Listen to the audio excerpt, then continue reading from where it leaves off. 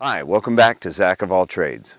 I'm Zach, and today I finally get to start on a project that I've been looking forward to for years. Welcome to the Lost Garden.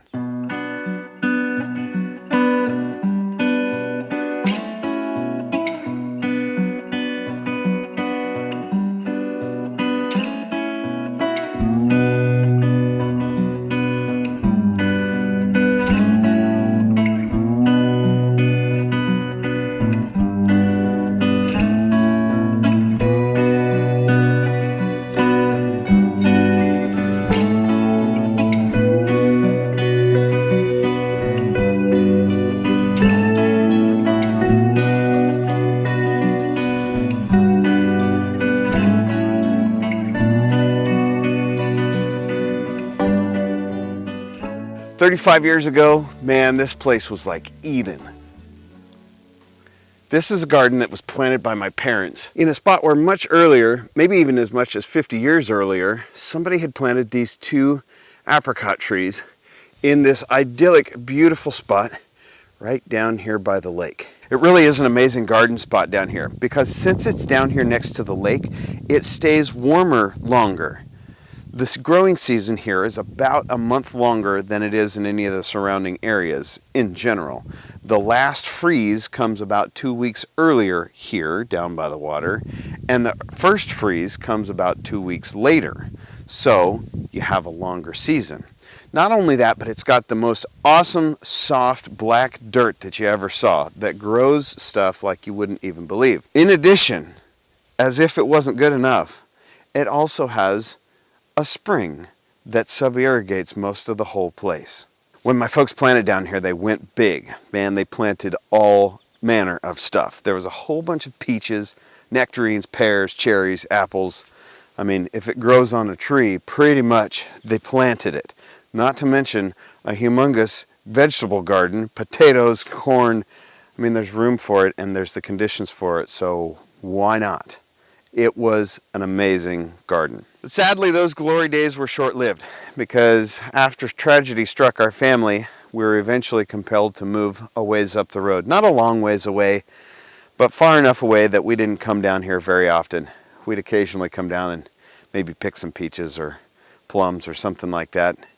But eventually we kind of stopped coming down here altogether, and nature began its march of taking the place over. The peach trees were all choked out and killed by the hawthorns. The plum tree, well, it went plum crazy. The grapevines, they took over the place and are in desperate need of a vine dresser.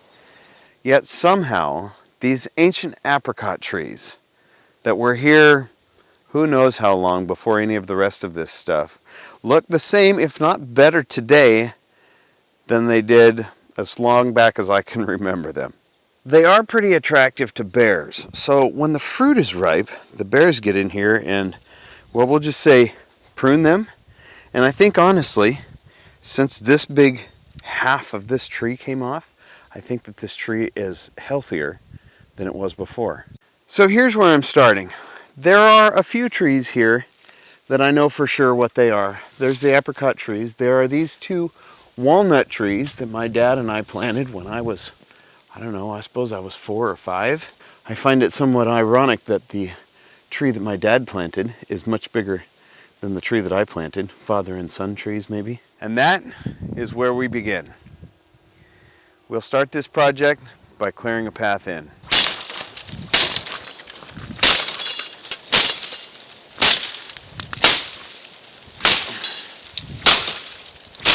Now that I've got that taken care of, I can get in and out easily.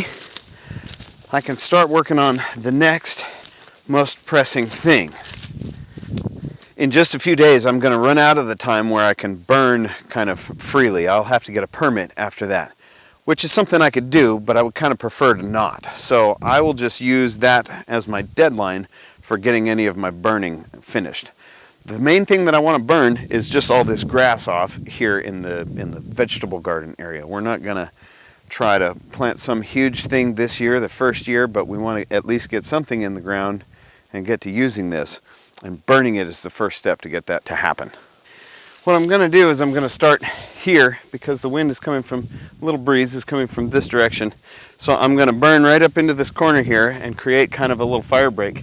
And then I think I'll burn it incrementally so it doesn't take off and torch the whole hillside.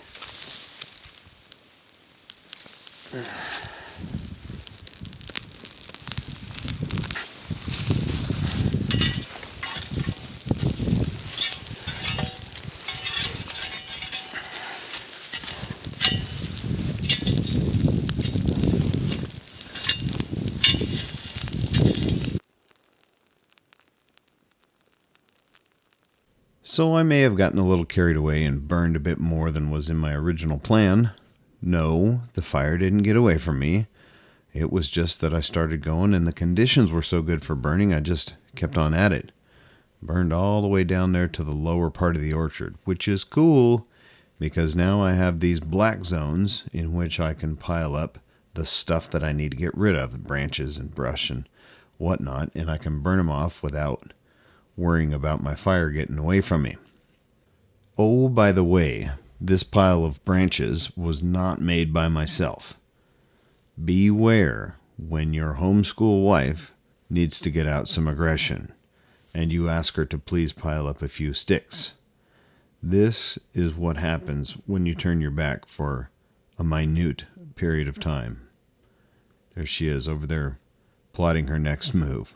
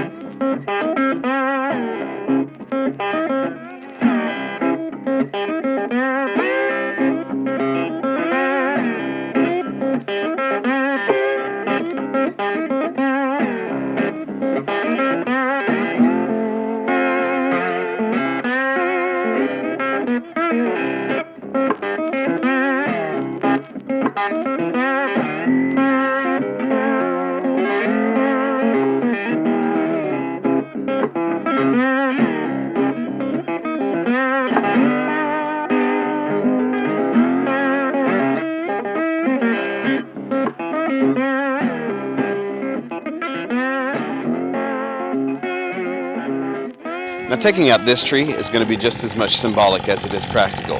You see, this tree had the nerve, nay the audacity, to grow right in the center of the entrance. The path that I've been using to go in and out is simply a place where the fence was overtaken by the vines and laid down flat. With all that said, this is going to bring me much pleasure.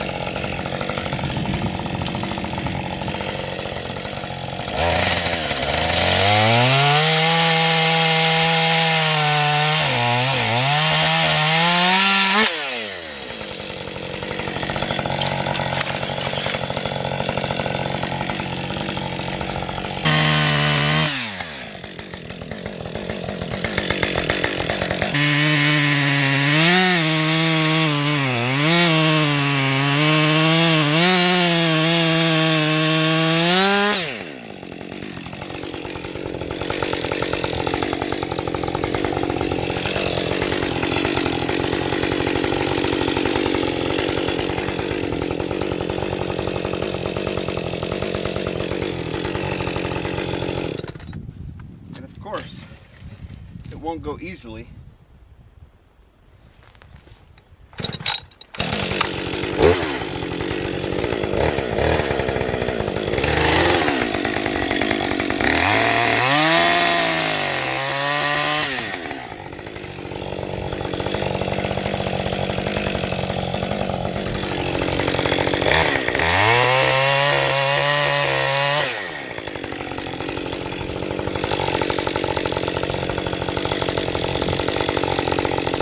Chainsaw surgery.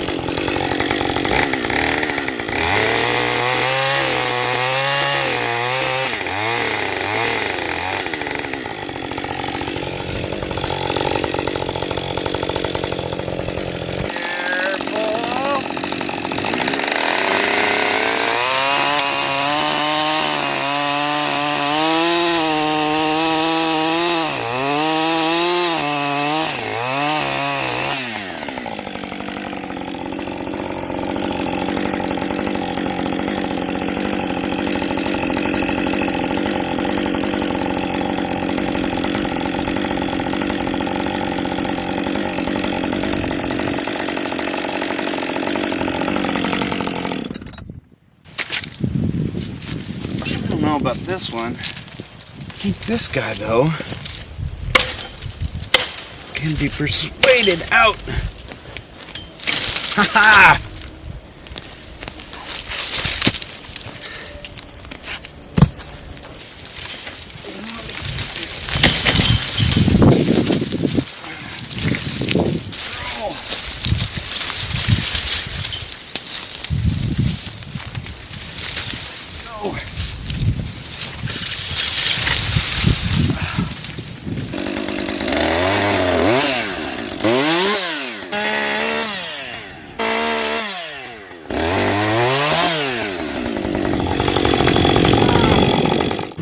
Take my fence, you nasty tree.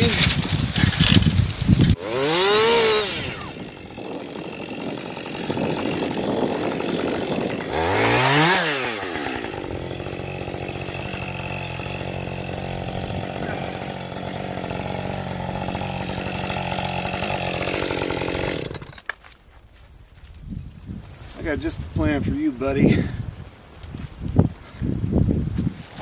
One of the prominent features of this deer fence that my dad put up are these hooks that go in the top of this drill rod just to hold the top of the woven wire up. I think one is in order here.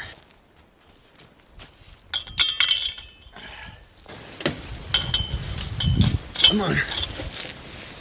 There we go. Now the people gate is starting to reemerge. Get out.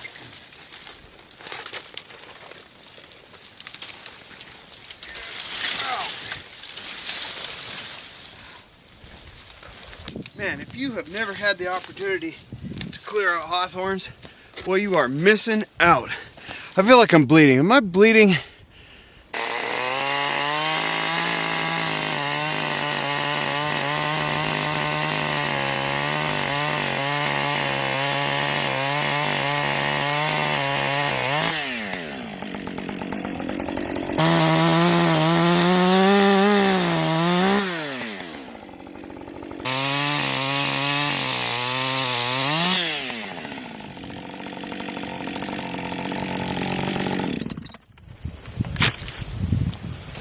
Yeah, I think that'll do. More than that, and I believe I'm getting too greedy.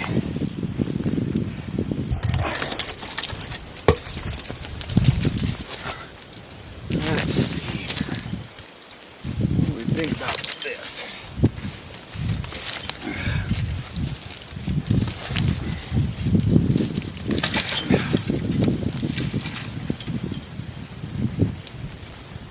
Yeah. That'll be your new temporary assignment. More on this later.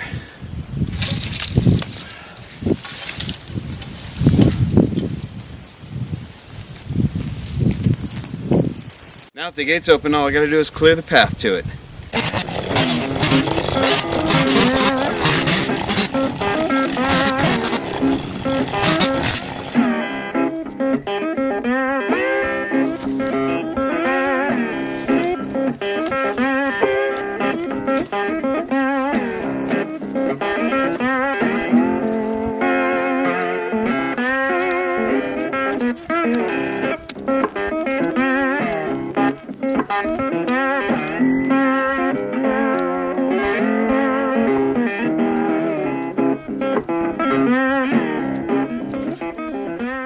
Now, after a little bit of time spent arm wrestling, straightening out this old woven wire, I think I've got it fairly well taken care of. What do you say?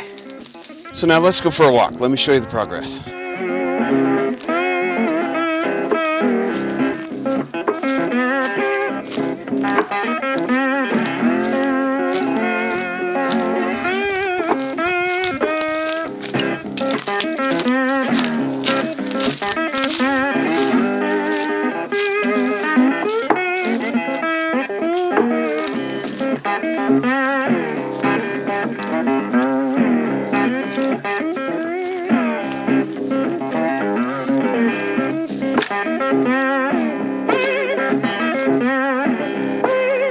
Watch your head.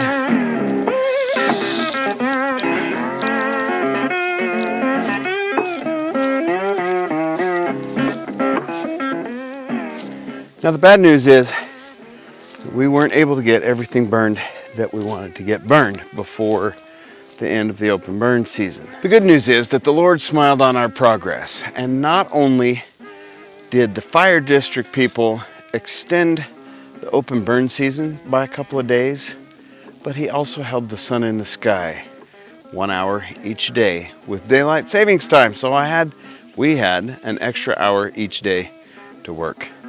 So this is what we've got done. I hope you've enjoyed it so far. I hope it hasn't turned out too long. And well, this is just getting started. So check back soon. We'll see you later. Take care.